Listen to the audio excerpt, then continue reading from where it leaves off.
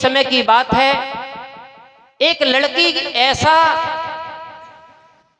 नफरत से भरी हुई लड़की थी, ऐसा उसके जीवन में ईर्ष्यालु स्वभाव था। जब तक उसकी शादी नहीं हुई तब तक भी वो ईर्ष्या से जलती रहती थी।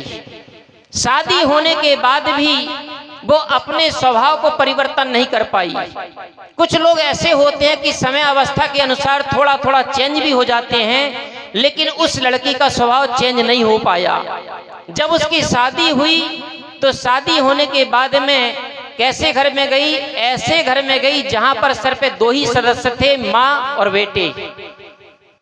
क्योंकि जब वो बेटे का जन्म हुआ था 6 महीने के बाद उसका पिता इस दुनिया से छोड़ करके चला गया था।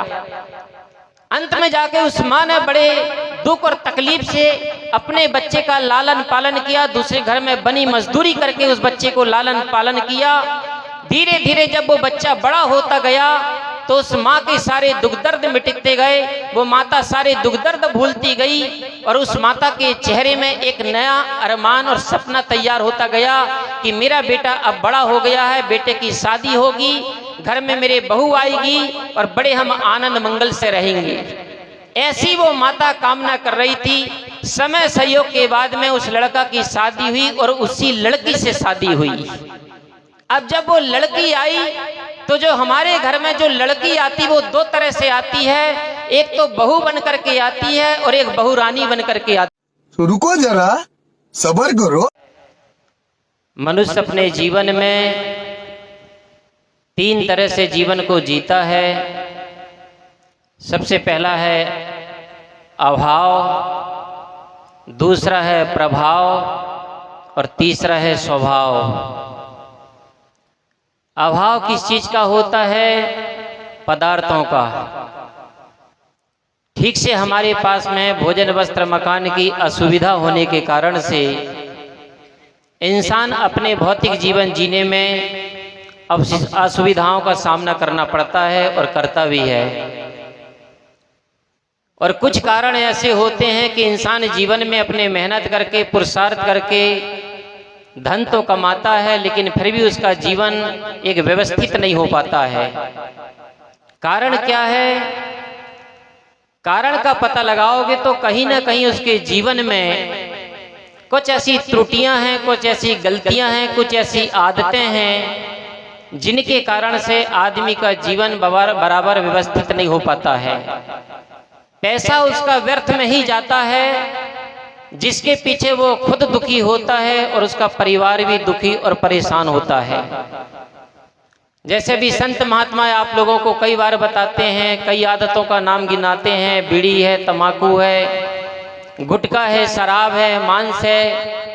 इन चीजों की छोटी छोटी आदतों को बना करके आदमी आज वर्तमान को दुखी और परेशान और अशांत बना लेता है, जिसके कारण से हमारा जीवन हमेशा अभावग्रस्त होता है।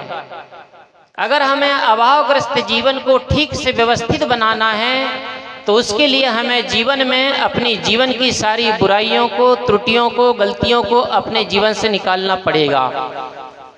अपनी आदतों का सुधार करना पड़ेगा और आदतों का सुधार करना ही हमारा जीवन का सबसे बड़ा सत्संग है, सबसे बड़ा लाभ है। अगर हम अपने जीवन में महापुरुषों की बातों को, ज्ञान की बातों को अगर जीवन में न उतार पाए, जीवन में धारण न कर पाए तो ये सिर्फ चर्चा है, लेकिन अभी हमारे जिन में ज्ञान नहीं आया है, न सत्संग ठीक से हमारे जीवन में उतरा है। इसलिए श्रेष्ठ ज्ञान वही है जो हमारे व्यवहार और आचरण में आए। अगर हमारे जीवन में ज्ञान व्यवहार और आचरण में न आए, सिर्फ कथनी तक ही रह जाए, सिर्फ शब्द तक ही रह जाए, तो अभी हमारे जिन में ज्ञान और सत्संग से हजारों कोस हमारा जीवन दूर है। तो सबसे पहले हम अपने जीवन में इन चीजों का सुधार करना चाहिए तो हमारा जीवन व्यवस्थित होगा। दूसरा नंबर होता है आदमी का स्वभाव। आदमी आज सबसे ज्यादा अगर जीवन में दुखी और परेशान है तो अपने आप में लौट करके देखना, अपने आप थोड़ा भीतर मुड़ करके देखना। सबसे ज्यादा इंसान का जीवन अगर दुख का कारण है तो उसका खुद का स्वभाव होता है। आदमी सब कुछ बदल लेता है लेकिन स्वभाव नहीं बदलता है। जीवन सबको ठीक कर लेता है लेकिन अपने स्वभाव को ठीक नहीं कर पाता है। आदमी जीवन में जब सुबह उठता है तो सवेरे उठने के बाद में अपने घर को ठीक करेगा, कमरों को ठीक करेगा, बिस्तर को ठीक करेगा, बर्तन भाड़े को ठीक करेगा, अपनी शकल सूरत ठीक करेगा, लेकिन ठीक नहीं कर पाएगा तो अपने स्वभाव को ठीक नहीं कर पाएगा। इसलिए जीवन में सबसे पहले अपने स्वभाव को सुधारना चाहिए, अपने स्वभाव को ठीक बनाना चाहिए। और जो आदमी अपने स्वभाव से दुखी होता है और जिसको इसका पता नहीं होता है, कारण का पता नहीं होता है, वो आदमी अपने जीवन को दुखी देख करके देश बदल लेता है, गांव बदल लेता है, मित्र यार बदल लेता है, घर मकान बदल देता है, लेकिन नहीं बदल पाता तो अपने स्वभाव को नहीं बदल पाता है। और संत गुरुजन कहते हैं जीवन में कि 12 कोसे बोली पलटे, तरवर पलटे शाखा, बालापन के केस पलटे, लखन न पलटे लाखा। 12 कोस में चलने के बाद आदमी की जो भाषा होती वो भाषा चेंज हो जाती है। 12 कोसे बोली पलटे, तरवर पलटे शाखा। तरवर कहते वनस्पति वृक्ष है। आपने देखा होगा वृक्ष भी वनस्पति भी साल भर में एक बार वसंत ऋतु में अपने सारे शाखा पत्ता छाल सब चेंज कर लेती है। बालापन के केस पलटे, 5 साल के भीतर के जो बच्चे के बाल होते हैं वो 5 साल के भीतर भीतर बच्चे के बाल भी बदल जाते हैं, लेकिन लखन न पलटे लाखा। लखन कहते हैं लक्षण, लाखा कहते हैं लाख उपाय करो। आदमी के जीवन में एक ऐसा भीतर से स्वभाव होता है, एक ऐसी आदत होती है जिसके पीछे आदमी अपने जीवन में उस आदत को, स्वभाव को नहीं बदल पाता है। चाहे वो हजारों कोस दूर चले जाए, चाहे कितने अच्छे महापुरुषों का संग साथ मिल जाए, कितने बड़े विवेकी ज्ञानी गुरु मिल जाए, कितने अच्छा मार्ग दिखाने वाले संत मिल जाए, लेकिन आदमी अपने जीवन में अपने स्वभाव को चेंज नहीं कर पाता है।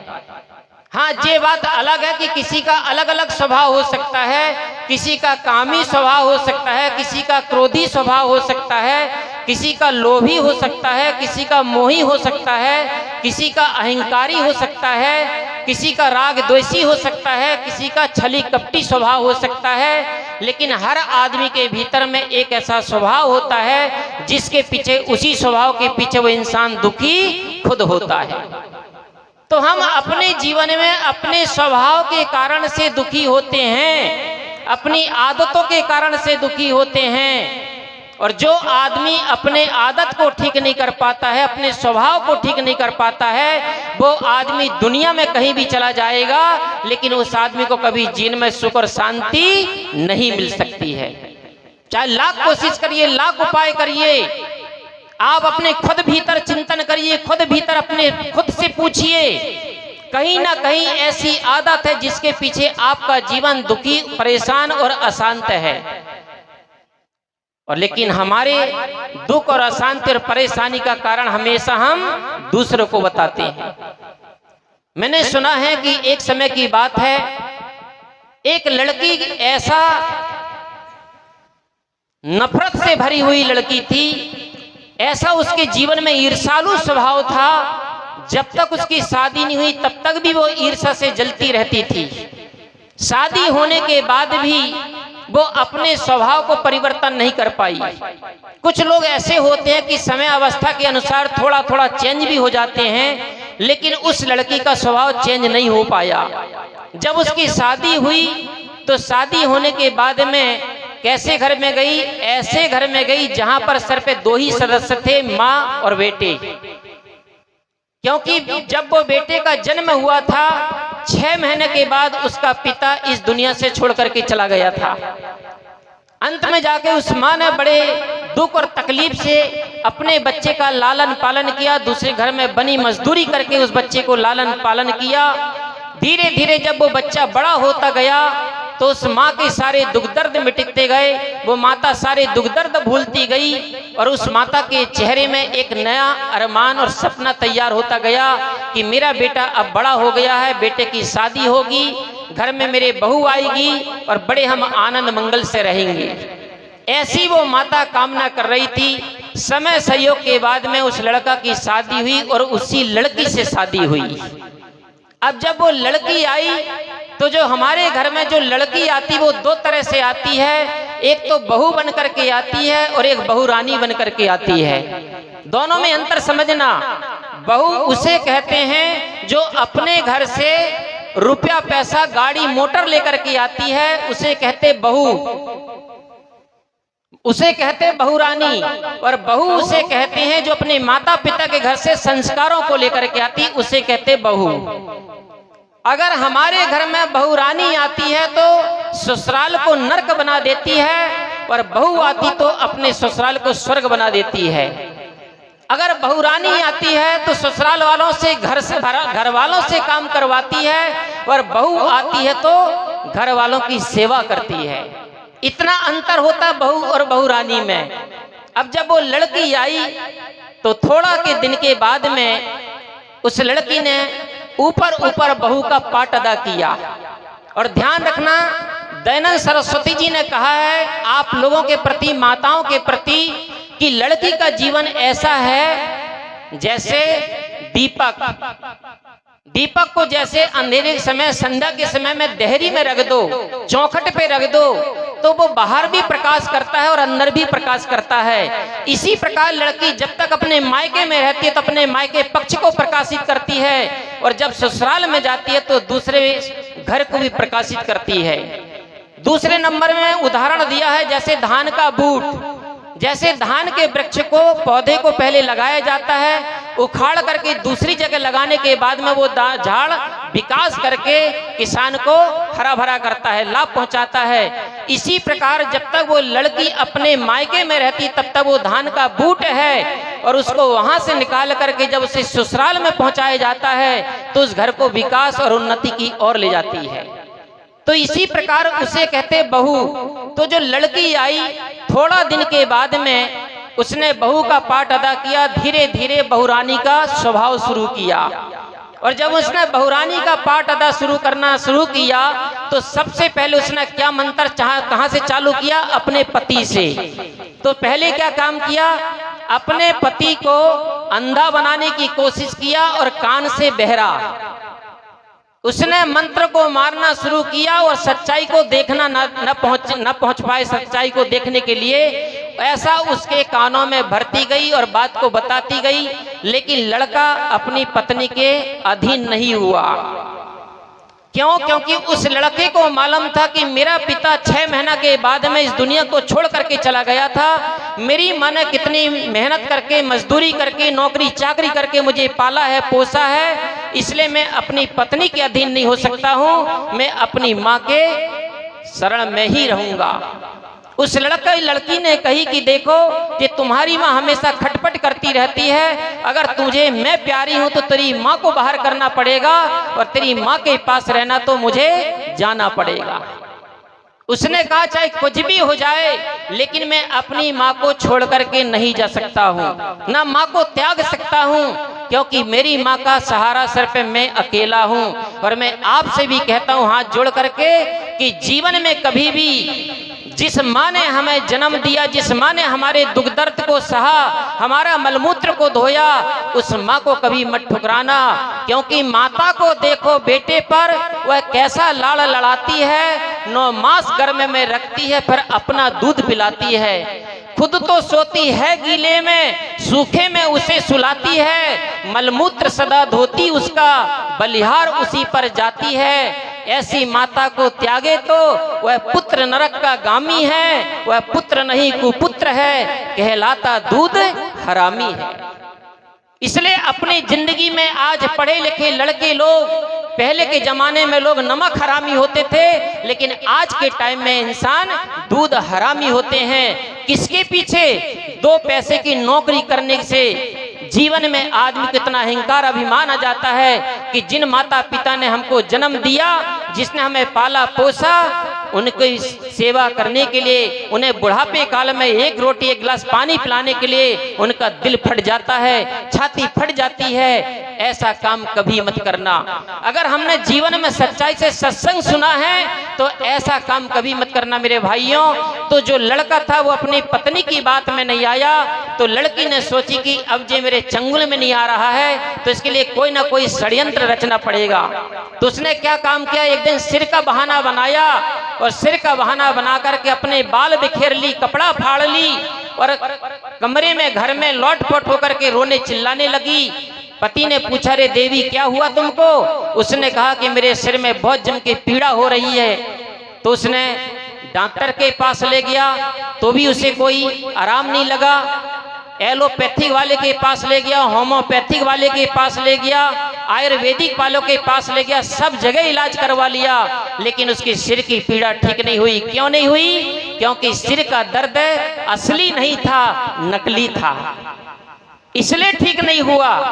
अंत में जाके लड़का ने पूछा, भाई तू बता देवी, तेरे पहला बार यही दर्द उठा का तेरे घर में भी ऐसा होता था? बोले नहीं। बोले कभी कभी घर में भी होता था। तो बोले घर वालों ने फिर उसके पीछे क्या इलाज करवाया? बोले इसके कोई दुनिया में इलाज नहीं, इसका सिर्फ एक इलाज और इसका इलाज है टोटका। आप लोग सब जानते हो क्योंकि आप इसके भगत हो, इसलिए आपको तुरंत बात समझ में आ जाती है। तो टोटका के लिए क्या करना पड़ेगा? बोले जो तुम्हारी माँ है ना, इसका मुंडन करना पड़ेगा, चेहरे में कालीमा पोतना पड़ेगा, जूतों में माला डालना, गले में जूतों की माला डालना पड़ेगा और मेरे खाट के आसपास घुमाओगे तब मेरे सिर का दर्द ठीक होगा। उस लड़के ने सोचा कि मेरी माँ को मैं अपने से अलग नहीं देख सकता हूं, अपने हाथों से मैं अपनी माँ की जे दुर्दशा करूं, ये तो बहुत बड़ा अन्याय है। जब उसको कोई बात समझ में नहीं आई तो उसकी माँ हमेशा एक संत के पास जाया करती थी। वो लड़का भी तुरंत उठा और कहा कि माँ मैं गुरुजी के पास जा रहा हूँ। गुरुजी ने उसे एक युक्ति सुझा दिया और युक्ति से ही मुक्ति है, ध्यान रखना। और जब संत के पास जब वो गया तो सीधा गुरुजी ने उसे युक्ति बताया। युक्ति सीख करके घर में आया और माँ को सीधे डायरेक्ट कमरे में बंद कर दिया और माँ से कहा, माँ जब तक मैं कमरे को ना खोलूं तब तक तुम आवाज भी मत करना, दरवाजे को खटखटाना भी मत। और वो सीधा बंदा उठा और सीधा अपने ससुराल गया और ससुराल जाते सामने जैसा पहुंचा तो सामने दरवाजे में ही सासू माँ मिली। और जैसे जमाई राजा को सासू माँ ने देखा तो सासू माँ की 56 इंच का सीना चौड़ा हो गया। सासू माँ ने तुरंत उसे अंदर बुलाया, बिठाला और बढ़िया खातिरदारी किया, खूब खिलाया पिलाया। लेकिन ध्यान रखना भाइयों, एक राजस्थान की कहावत है, जात जिमावे आटे साटे, दामाद जिमावे बेटी साटे और संत जिमावे तो छाती फाटे। कहते हैं कि समाज को एक दूसरे को खिलाने पिलाने में आदमी का कभी दिल नहीं दुखता है, क्योंकि एक दूसरे के घर में खाते पीते हैं। और दामाद की जब हमारे ससुराल में खातिरदारी होती है ना, तो आप ये मत समझ लेना कि आपका बहुत बड़ा आदर और मान सम्मान किया जा रहा है, बल्कि इसलिए आपका आदर मान सम्मान किया जा रहा है ताकि आप खुश रहोगे तो उनकी बेटी को आप परेशान नहीं करोगे, इसलिए आपका आदर और सत्कार किया जा रहा है। लड़की के बचाव के लिए आपको बलि का बकरा बनाया जा रहा है। लेकिन दामाद क्या सोचता है कि मेरा बहुत बड़ा स्वागत हो रहा है। लेकिन वही इंसान जो समाज को खिलाने में, दामाद को खिलाने में इतना उदारता दिखाता है, लेकिन संत पहुंच जाए और संत को अगर एक टाइम का रोटी और भोजन कराना है तो उसी आदमी को 10 बार सोचना पड़ता है। अगर यहाँ पर संतों को 10 रुपया चढ़ाना है तो आदमी को 10 बार सोचना पड़ता है और जैसे तैसे चढ़ाने का मन भी करता है। जेब से नोट निकालता तो थूक लगा के 2 बार घिस के देखता कि कहीं एक की जगह 2 तो नहीं जा रही है। तो इसी प्रकार से उसने सासू माँ ने उसे खिलाया पिलाया, सत्कार किया, कमरे में बैठाला। फिर सासू माँ पूछती, बेटा हमारी बेटी तो ठीक है ना? अरे बोले माता क्या बताऊं, तुम्हारी बेटी के तो बेहाल। बोले क्या हुआ? बोले उसके तो सिर की पीड़ा हुई है, 8 दिन से परेशान है। बोले तुमने इलाज नहीं करवाया? बोले सब कुछ करवाया मैंने। फिर क्या हुआ? बोले ठीक नहीं हुआ। फिर बेटी ने कुछ तो बताया हो? बोले बताया है। क्या बताया? बोले टोटका करने के लिए बताया है। बोले क्या कहा है? बोले मेरी माँ के पास जाना और मेरी माँ से कहना कि सिर का मुंडन करवाए, चेहरा में कालिमा पुतवाए और जूतों की माला गले में डाल करके मेरे सामने गधा में बैठ करके घूमे तो मेरे सिर की पीड़ा ठीक हो जाएगी। बोले बस इतना ही तो करना है ना? बोले हाँ बस इतना ही बताई तुम्हारी बेटी ने। अब ऐसी कौन माँ होगी जो अपनी औलाद की, अपनी संतान की पीड़ा देखना पसंद करेगी? माँ तुरंत तैयार हो गई, क्योंकि गुरु महाराज ने पहली युक्ति बता दिया था। अब सासू माँ जैसे तैयार हुई, कहा गई बेले बेटा मेरा मुंडन करो। वो तो तुरंत उस तरह तैयार करके ले गया था, उस तरह से मुंडन किया, चेहरा में कालिमा पोता। गांव के किनारे लाते लाते पहले से धोबी का गधा तैयार था, धोबी के गधा में बिठाला और जहां पर उसकी पत्नी पलंग में लेटी थी, तड़प रही थी, हाथ पाट छटपटा रही थी, उसके आसपास घुमाया। वो हाथ पैर पटकते पटकते धीरे धीरे शांत हुई, रोना शांत हुआ और उठ करके बैठ गई और कहती है कि देख त्रिया की चाल, कटवाए बाल किए काले गाल। अरे देख मेरे पति देव, तू जो अपनी माँ का भगत बन रहा था, आज तेरे हाथ से तेरी माँ की मैंने क्या दुर्दशा कर दिया। देख त्रिया की चाल, कटवाए बाल किए काले गाल। इतने में पति कहता है कि देख मर्द की फेरी और माँ मेरी है कि तेरी। जब उसने इस प्रकार से बोला और जब उसने ठीक से देखा तो पता चला कि मेरी सासू माँ तो नहीं है, मेरी खुद की ही माँ निकली। तो सज्जनों, जीवन में इस प्रकार से ऐसा कभी स्वभाव मत बनाना जो अपने लिए और दूसरे के लिए दुख का कारण बने, परेशानी का कारण बने। क्योंकि अंत में ध्यान रखना, दगा किसी का सगा नहीं है, ना मानो तो कर देखो, और जिसने जग में दगा किया है उसका घर जाकर देखो, उसका घर जाकर देखो। तो सज्जनों जी, बाहर का घर मत देखना, उनका दिल का घर देखोगे तो चकनाचूर मिलेगा आपको। इसलिए सत्संग का अर्थ ही है कि हम जीवन में अपने आप को सुधार करें, अपने आप को ठीक बनाएं, अपनी आदतों को सुधार करें। इसी का नाम सत्संग है। मुझे जो टाइम दिया गया था, मेरा समय पूरा हुआ। आपने बड़े शांति का परिचय दिया, शांति से श्रवण किया, इसके लिए बहुत बहुत धन्यवाद है। घड़ी कर रही इंतजार और आप लोगों के भीतर बैठे हुए प्रभु को नमस्कार। एक बार सभी लोग मिलकर के जयकारा लगाएं। बोलिए सदगुरु श्री कबीर साहेब की जय। अभी हमारे पास एक सूचना आई। सूचना है तो काम की। ये जीवन में ये मौका भी एक बार आता है, धर्म से जुड़ना, गुरु की शरण पहुंचना। तो जो माताएं या जो भाई हमारे महात्माओं के पास जो नाम लिखाए हैं कि हम कंठी दीक्षा लेंगे, वे जो मेरी आवाज़ सुन रहे हैं वे वहाँ मंदिर में पहुँचे हैं। माताओं से भी और भाइयों से भी जो कंठी दीक्षा लेने वाले हैं, आराम के साथ उठना। ये 5 मिनट की बात है, बाकी बैठे रहना। और जितने महात्मा बैठे, मैं भी चाहता हूँ सबके विचार सुने, आपके कानों तक बात जाए, किसकी बात आपका जीवन बना दे। ये तो बात पकड़ने और समझने की बात है। बड़े आराम के साथ उठिए। अब इसमें समय ज़्यादा न लगाएं।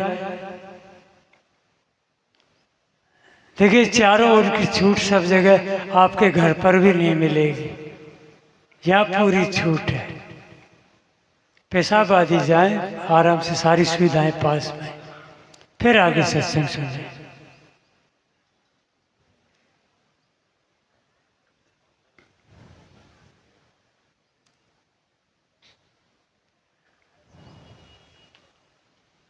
थोड़ी देर और ऊपर नीचे हो।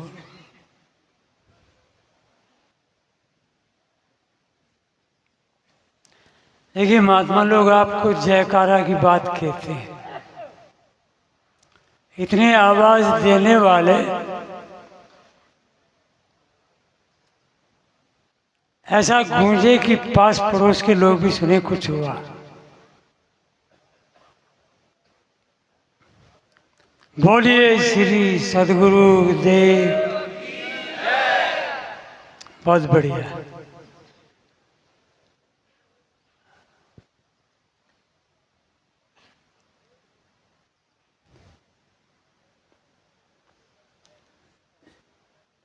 शांत दशा आते आते आती है, ये ठीक बात है।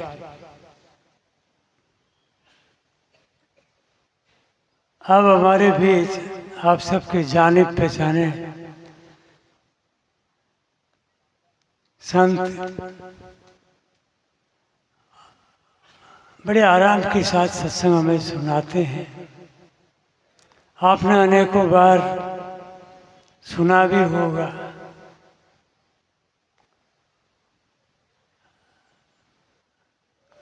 साहब हैं संत श्री भूषण गुरु भूषण साहिब जी। बड़ी सरल शैली से अपनी कथा को लेकर चलते हैं। संत महात्माओं की बातों को हम ध्यान से न सुने तो ये दोष अपना है। हम ये अपनी जगह नहीं है तो किसको दोष दोगे? यदि किसी भी महात्मा की बात सुनी और ध्यान से सुने तो साधारण बातें भी हीरे मोती हो जाती। और यदि हमें ठिकाने पर नहीं है तो हीरे मोती भी फेंक दिए जाए तो कौन उठा पाता है? तो आए अब ठीक 30 मिनट साहब के विचार संत श्री गुरु भूषण साहब। आपसे निवेदन है कि हमें कथा का लाभ पहुंचाए। हेलो, हाँ हेलो।